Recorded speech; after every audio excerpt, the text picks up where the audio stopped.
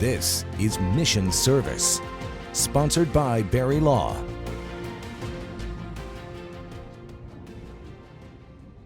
Not an hour a day goes by that I don't think about it. Tom Wood is talking about his son Eddie, who lost his life in Afghanistan in 2010. We spoke with Tom then, who remembered dropping his son off at the airport the last time he would see him. And of course, I hugged him, and I kissed him, and I told him I loved him, thank God. And of course, embarrassed him, big soldier there, and dad hugging him and kissing him. God, I'm glad I did.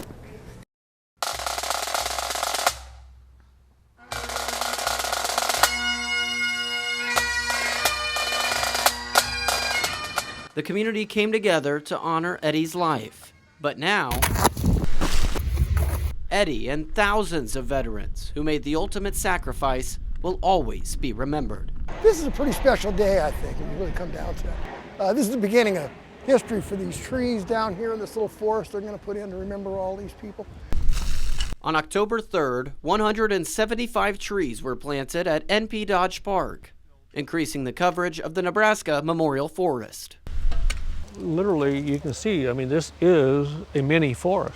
Yeah. Without question.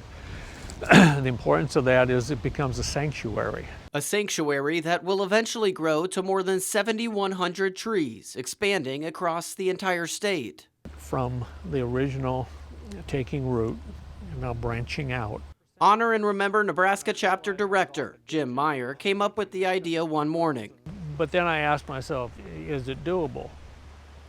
I said very emphatically yes. Everyone approached with the idea has gotten in line behind him. Meyer credits the coalition of the willing to making this happen. I just believe, deeply believe, and know. I know. If I pass away tomorrow, I just know this will get done statewide. Each tree represents one of Nebraska's heroes who fell in the line of duty, from military members to first responders. By the end of the year, the $4 million project will be 11% complete.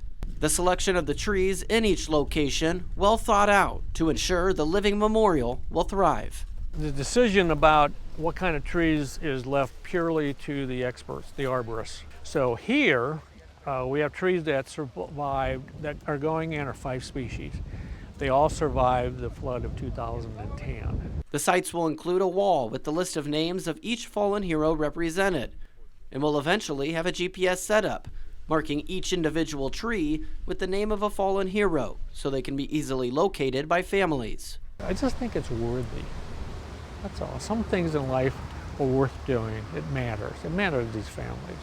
Every tree planted has a story. But before the day's over, I will touch every one of them. Stories like Eddie Wood's that should never go forgotten. Eventually the memories will fade with his family someday. There's, plenty of World War I, World War II vets that their names aren't remembered. And many of these will be remembered because this is here. We all die, and we will all take our last breath. But you die a second time when nobody says your name anymore.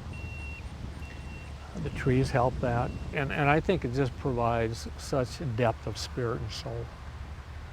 There's heart in doing this.